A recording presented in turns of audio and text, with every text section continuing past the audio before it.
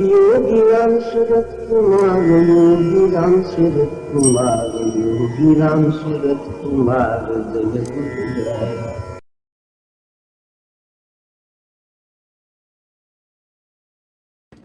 பல நாட்களுக்கு முன்பு பப்பா ராமதாஸ் அவர்களுடைய ஒரு கதை சொன்னேன். இது ஞாபகம் இருக்கிறதோ இல்லையோ, மறுமுறை கேட்பது நல்லதுதான்.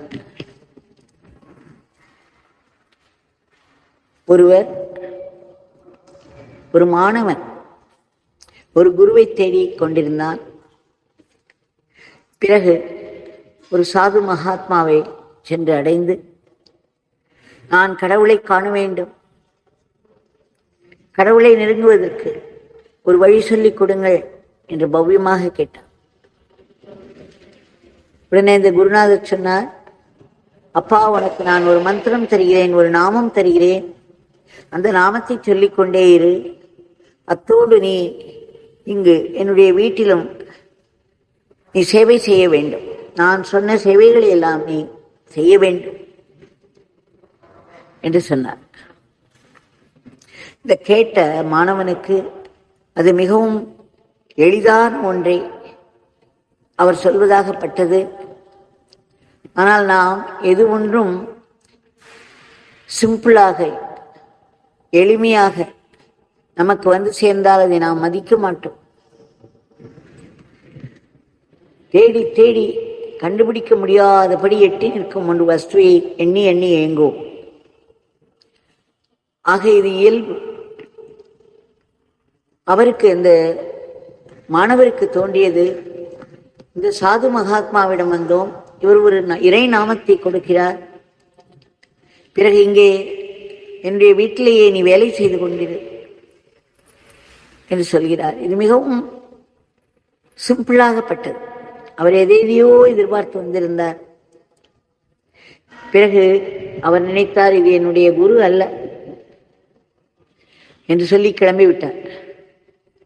அவருக்கு நிறைய வேதங்கள் படிக்க வேண்டியிருந்தது, நிறைய ஸ்லோகங்கள், நிறைய ஞான கருத்துக்கள் என்றெல்லாம் அவர் மனம் நாடியது. ஆக ஒரு நாமத்தை வைத்துக்கொண்டு அதை உருட்டி கொண்டிருப்பதால் அவருக்கு அது சரியாகப்படவில்லை. பிறகு பல இடங்களில் தேடி கடைசியில் ஒரு ஆசிரமத்தில் ஒரு மகாத்மாவிடம் வந்தார். அந்த மகாத்மா ஒரு பெரிய சான்ஸ்கிரிட் ஸ்காலர். அது மட்டுமல்ல, புத்தகங்களுக்கெல்லாம் நிறைய விளக்கங்கள் எழுதியிருக்கிறார். இவருக்கு அது மிகவும் இம்ப்ரெஸ் ஆகிவிட்டது. அவரிடம் சேர்ந்து, நானும் சான்ஸ்கிரிட் கற்றுக்கொள்ள வேண்டும், இந்த வேதங்கள் உபனிஷத்துகள் எல்லாம் கற்றுக்கொள்ள வேண்டும் என்று கூறினார். அந்த சாது மகாத்மா அவரும் சரி என்று சொன்னார். பிறகு, உனக்கு சில மணி நேரங்கள் நான் இந்த உபனிஷத், சம்ஸ்கிருதம் மற்றும் உபனிஷத் எல்லாம் சொல்லித் தருவேன், மிச்ச நேரங்களில் நீ சேவை செய்ய வேண்டும் என்று சொல்லி அந்த ஆசிரமத்தினுடைய பசுக்களை அழைத்து செல்வது, அவைகளை பராமரிப்பது என்ற சேவையை இவரும் ஏற்றுக்கொண்டார். பிறகு நிறைய சம்ஸ்கிருத ஸ்லோகங்கள் கற்றுக்கொள்ள ஆரம்பித்தார், வேதத்தை படிக்க ஆரம்பித்தார். இப்படி 12 வருடங்கள் ஓடிவிட்டது. இதில் அவர் உபனிஷத்தை எல்லாம் பற்றி நன்கு எடுத்துச் சொல்லும் அளவுக்கு நிபுணரானார். சம்ஸ்கிருதத்தில் நிறைய படித்து கரைத்து குடித்தார். பிறகு அவருக்கு தோன்றியது, சரி, இதையெல்லாம் படித்து விட்டோம், இப்பொழுது நம்முடைய அந்த சாட்சாத்காரத்திற்கு என்ன வழி? போய் அந்த குருவிடம் கேட்டார். அந்த குரு சொன்னார், இதோ இந்த நாமத்தை நான் மந்திரமாக கொடுக்கிறேன், இறை நாமத்தை நான் உனக்கு மந்திரமாக கொடுக்கிறேன், இதை நீ சொல்லிக்கொண்டே இரு, இந்த மகானுடைய அருளினால் உனக்கு நல்வழி பிறக்கும், நல்ல கதியும் கிடைக்கும் என்று சொன்னார்.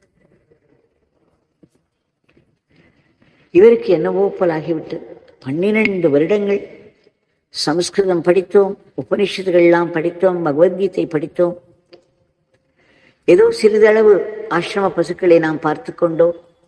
இத்தனையே முடித்து எனக்கு ஞானம் வரவில்லை.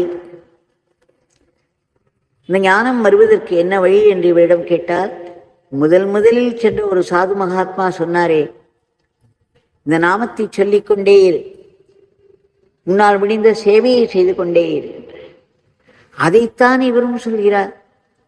12 வருடங்களுக்கு பிறகு மறுபடியும் அதே உபதேசம் நம்மிடம் வருகிறது.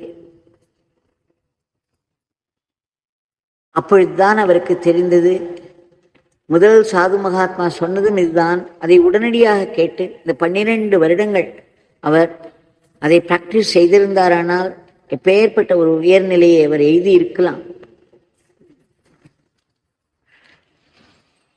தான் படித்தது,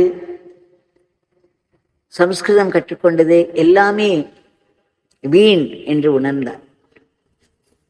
கடவுளை அடைவதற்கு இவையெல்லாம் எவ்வளவு தூரம் துணை போகும் என்று தெரியவில்லை. ஆனால் கடவுளுடைய நாமத்தை நாம் விடாமல் சொல்லிக்கொண்டே இருந்தோமானால் அது நம்மை கடவுளிடம் கொண்டு சேர்த்து. ஆக இந்த கலியுகத்துக்கு எளிய வழி நாமம் சொல்வது. இந்த நாமத்தை நாம் திரும்ப திரும்ப சொல்லி ஒவ்வொரு எண்ணத்தையும் நாமத்தினால் ரீப்ளேஸ் செய்து கொண்டே வந்தோமானால் திடுமென்று நமக்கே தெரியாமல் நம்முடைய கோபம், பயம், துக்கம் இவையெல்லாம் குறைந்து கடைசியில் ஒன்றுமில்லாமல் மனதில் ஏதோ ஒரு நிம்மதியும் ஆனந்தமும் இருப்பதை உணர்வோம். இது சிம்பிள் வழியாக இருந்தாலும் இது மிகவும் இஃபெக்டிவ் வழி. இறைவனை விரைவிலேயே நம்முடைய பக்தியினால் கொள்ளை கொண்டுவிடும். இந்த நாமங்கள் சொல்லும் பொழுதே நாம் பக்தியோடு இந்த நாமங்களை சொல்லி அவருடைய சேவையையும் குருவினுடைய லீலையும் மனதில் நினைத்துக் கொண்டிருந்தாலே போதும், ஒரு உயர்நிலை கிட்டுவிடும். பகவான் என்னிடம் இந்த ஹெர்மன் ஹெஸ் என்பவர் ஒரு ஜெர்மன், அவர் எழுதிய ஒரு புத்தகத்தை படிக்கச் சொன்னார். அந்த புத்தகத்தின் பெயர் சித்தார்த். அதில் என்ன சொல்லியிருப்பார்கள், 2 மாணவர்கள் கௌதம புத்தரிடம் செல்கிறார்கள். பிறகு புத்தர் எங்கு செல்கிறாரோ அங்கெல்லாம் அவர் கூட சென்று கொண்டிருந்தார்கள். அதில் ஒருவர் கோவிந்தன் என்பவர் மிகவும் எளிமையானவர், ரொம்ப சிம்பிளாகவும் அடக்கமாகவும் இருந்தார். அவருக்கு குருவினுடைய இந்த புத்தருடைய உபதேசங்களே போதுமானதாக இருந்தது. அங்கு அவர் முன் அவர் செய்து வந்த சாதனையே போதுமானதாக இருந்தது. ஆனால் அந்த சித்தார்த் என்பவர் கொஞ்சம் இன்டெலிஜென்ஸ் உடையவர். இவர் புத்த பிரான் அந்த இடத்திற்கு வந்த பொழுது அவரை சென்று சேவித்தார். அப்பொழுது புத்த பிரான் ஒரு மாதிரியாக சிரித்து கொண்டே சொன்னார், உனக்கு மிகவும் அதிகமாக இன்டெலிஜென்ஸ் இருக்கிறது. அந்த புன்சிரிப்பிற்கும் அந்த வார்த்தைக்கும் அர்த்தம் அப்பொழுது புரியவில்லை. அவர் சிறிது நாளிலேயே புத்தரை விட்டு விலகினார். இன்னும் பல விஷயங்கள், இதை விட தீவிரமான சாதனைகள் உள்ள இடங்கள் இருக்கின்றன, அங்கு செல்வோம் என்று சித்தார்த்தர் தன்னுடைய பயணத்தை தொடர்ந்தார். அந்த பயணத்தில் எத்தனையோ விதமான அனுபவங்கள் அவருக்கு. ஆனால் அவை எல்லாமே எதுவுமே அவரை உயர்நிலைக்கு எடுத்துச் செல்லவில்லை. இதற்கு நடுவே அவர் திருமணம் வேறு செய்து கொண்டு குழந்தையோடு ஒரு குடும்பம் நடத்தினார். இப்படி என்னென்னவோ எப்படியோ போகும். கடைசியில் அவர் ஒரு இடத்திற்கு வந்து சேர்கிறார். அந்த இடத்தில் கங்கையானது ஓடிக்கொண்டிருக்கிறது. சல் சல் என்று ஒரு சத்தத்தோடு அது ஓடிக்கொண்டிருக்கிறது. இவருக்கு அந்த கங்கையை கடக்க வேண்டும். அப்பொழுது ஒரு படகு ஓட்டி அங்கு வருவார்.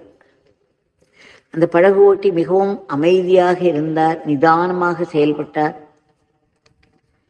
இவரை பார்த்து புன்னகைத்துக் கொண்டே, நான் உங்களை அக்கறைக்கு அழைத்துச் செல்கிறேன் என்று கூறினார்.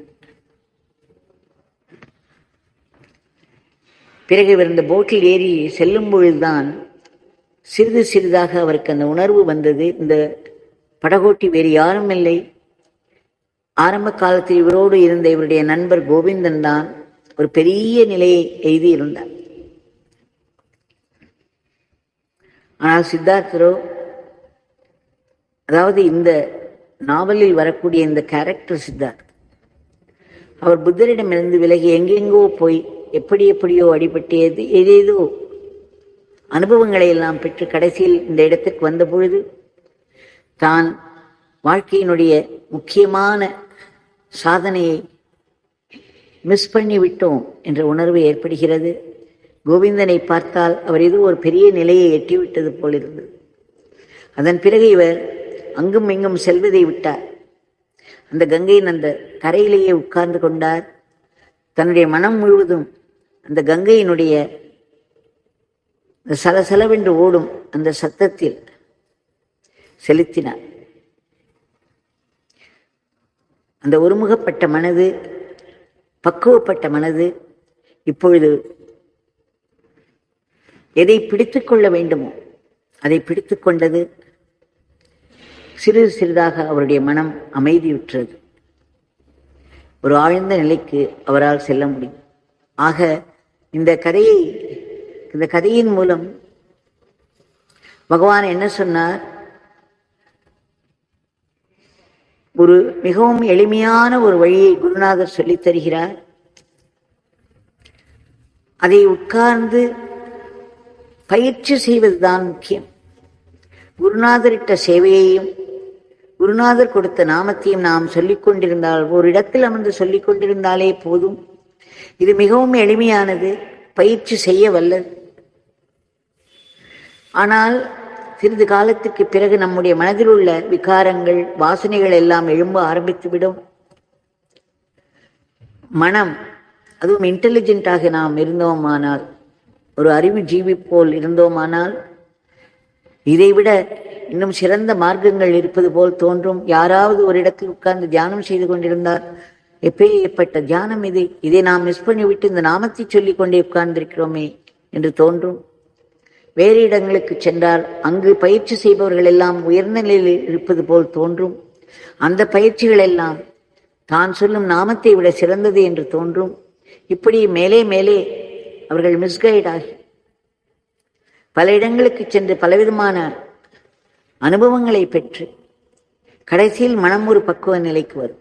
அதற்குள் எத்தனையோ காலம் ஓடிவிடும். கடைசியில் அவர்கள் எதை உணர்வார்கள்? முதலில் குருநாதர் கொடுத்த அந்த மந்திரம், அந்த இடம், அந்த சேவை, அதுவே போரும். அதிலேயே ஒரு பெருநிலை நமக்கு கிட்டியிருக்கும். நாம் அனாவசியமாக இத்தனை காலங்களை செலவழித்து விட்டோமே, ஏதேதோ இதைவிட பெரிதென்று நினைத்து ஏமாந்து போய்விட்டோமே என்றெல்லாம். இதை பகவான் மிகவும் சுருக்கமாக சொன்னார். அவரவர்களுக்கு வேண்டிய சாதனை என்னவோ அதைதான் குருநாதர் தருகிறார். அந்த வழியில் முயற்சி செய்து அதில் ஒரு ஆழத்தை எட்டினாலே போதும். மற்றவர்களோடு நம்மை ஒப்பிட்டுக் கொண்டு நம்மை நாமே ஏமாற்றிக் கொள்ளக்கூடாது. இதில் பல காலத்தை நாம் வீணடித்து விடுவோம் என்று சொன்னார். ஒரு பெரிய பாடமாக இருந்தது எனக்கு. நம்முடைய குருநாதருடைய காலடி, அதுவே நமக்கு சொர்க்கம்.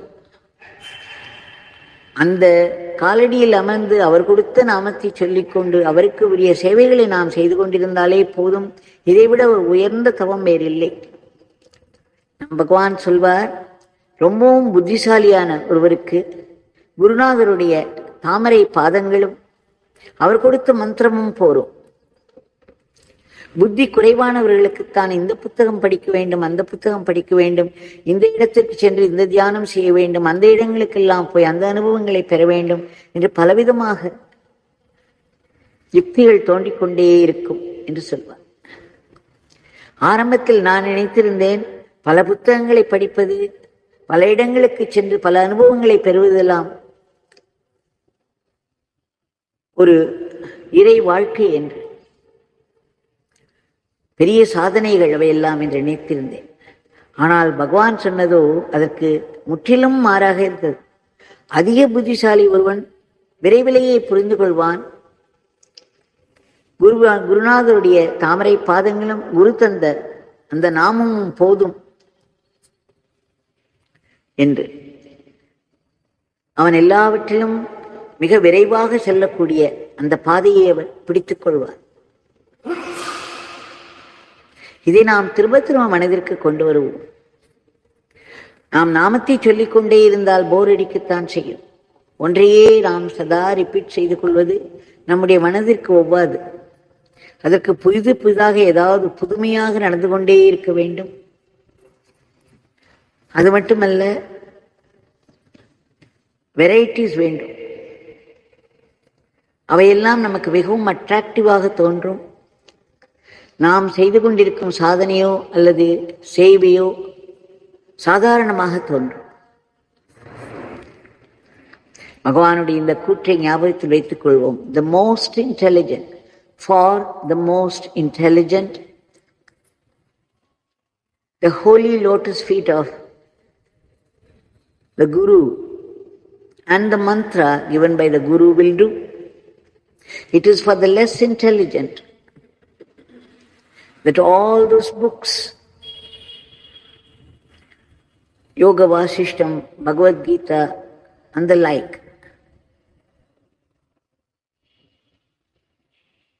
will be needed. So Bhagavan has already given us the shortest and the highest path, and we have all taken refuge at his feet. So let's try to go deep in this sadhana. We should submit our today's prayer at his lotus feet. We beg you, Bhagavan, for your immediate divine intervention to bring forth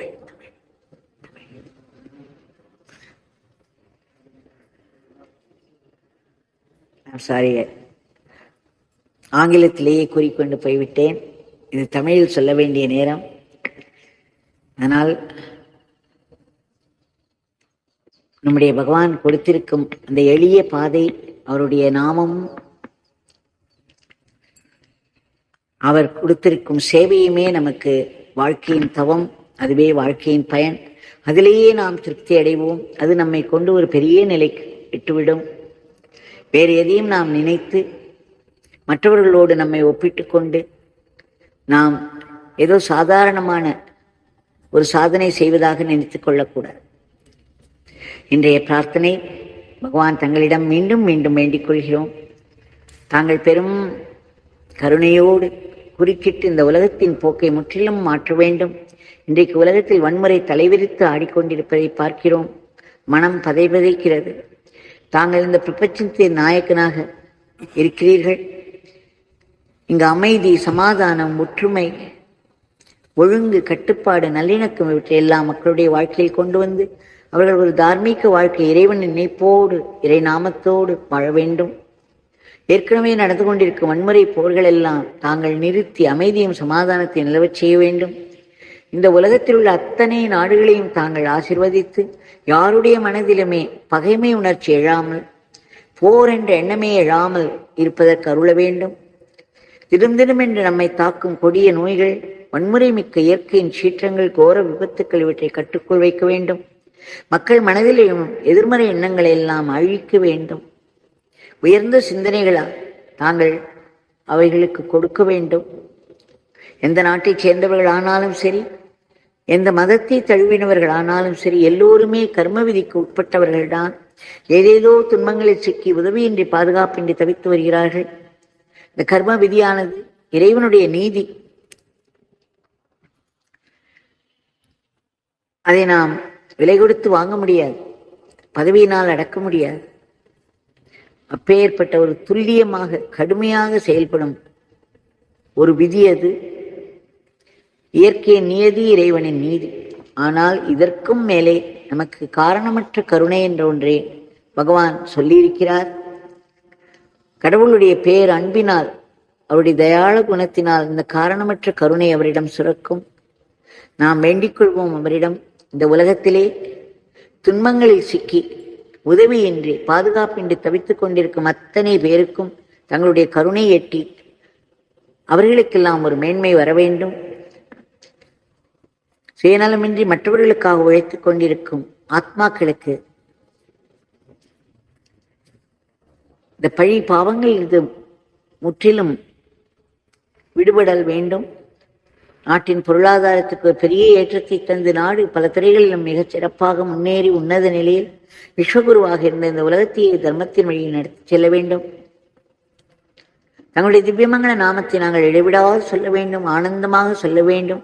தங்களுடைய லீலைகளையும் உபதேசங்களையும் திரும்ப திரும்ப மனதிற்கு கொண்டு வந்து அவற்றையெல்லாம் ஆத்மசக்தியாக ஆக்கிக் கொள்ள வேண்டும்.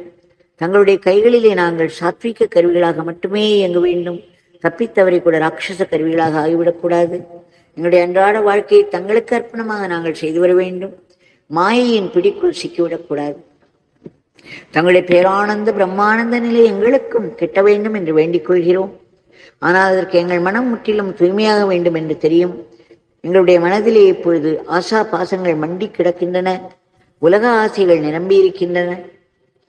அது தவிர பூர்வ ஜென்ம கர்மங்களின் விளைவாக அந்த வாசனைகளும் முட்டிக் கொண்டிருக்கின்றன. தாங்கள் சொல்லியிருக்கிறீர்கள், இறைவனுடைய நாமத்திற்கு இவற்றையெல்லாம் அழித்து மனதை தூய்மைப்படுத்தும் பேராற்றல் உண்டு, அது ஒரு வல்லமை மிக்க ஆயுதம் என்று தங்களுடைய திவ்யமங்கல நாமத்தில் நாங்கள் அடைக்கலம் கொள்கிறோம். விரைவிலேயே எங்கள் மனங்கள் தூய்மையாக வேண்டும் என்று பிரார்த்தித்துக் கொள்கிறோம். இந்த உலகத்தில் எங்கு இருந்தாலும் எந்த வேலை கையில் வந்து விழுந்தாலும் அதை தங்களுடைய சேவையாக கருதி ஆனந்தமாக போட்டி பொறாமை பொச்சரிப்பின்றி செய்து ஆத்மசக்தியாக மாற்றிக்கொள்ள வேண்டும். வாழ்க்கை என்ன கொண்டு வந்து கொடுக்கிறதோ, சுகமோ துக்கமோ, அது தங்களிடமிருந்து வருவதால், தங்கள் சங்கல்பத்தினால் வருவதாலும், எங்கள் கர்மவினை பயனாக வருவதாலும், தண்டனைகள் நேரும் பொழுது அது தங்களிடமிருந்து வருகிறது, தங்கள் சங்கல்பத்தினால் நேருகிறது என்பதை நினைவு கூர்ந்து தங்களிடமிருந்து வரும் எதுவுமே பெரும் ஆசீர்வாதம் தான் என்பதை உணர வேண்டும். அதை ஆசீர்வாதமாக மட்டுமே பார்க்க வேண்டும். அப்பொழுது அது ஒரு உயர் ஞானத்தில் முடியும். அது எப்படி ஒரு ஆசீர்வாதம் என்பதையும் அது நமக்கு காட்டிக் கொடுக்கும். நம்முடைய மனம் தூய்மையடையும். பகவான் தங்களிடம் வேண்டிக் கொள்கிறோம். நாங்கள் எப்பொழுதும் தங்களிடம் நன்றியோடு இருக்க வேண்டும். உலகத்தில் உள்ள ஜீவராசிகள் அனைத்திற்கும் தங்களுடைய கருணை கிட்டி அவைகளுக்கெல்லாம் ஒரு மேன்மை வர வேண்டும். இறுதியாக இந்த கொடிய பிறப்பு சுழலிருந்து நாங்கள் முற்றிலும் விடுபட வேண்டும். அதற்கு அகம்பாவத்தை தாங்கள் அழித்து ஆத்ம பாவத்தை ஓங்கச் செய்து மரணமில்லா பெருவாழ்வை தந்தருள வேண்டும் என்ற ஆத்மார்த்தமாய் மீண்டும் மீண்டும் மீண்டும் வேண்டிக் கொள்கிறோம். வேண்டிக் கொண்டே இருப்போம். ஜெய் ஸ்ரீராம்.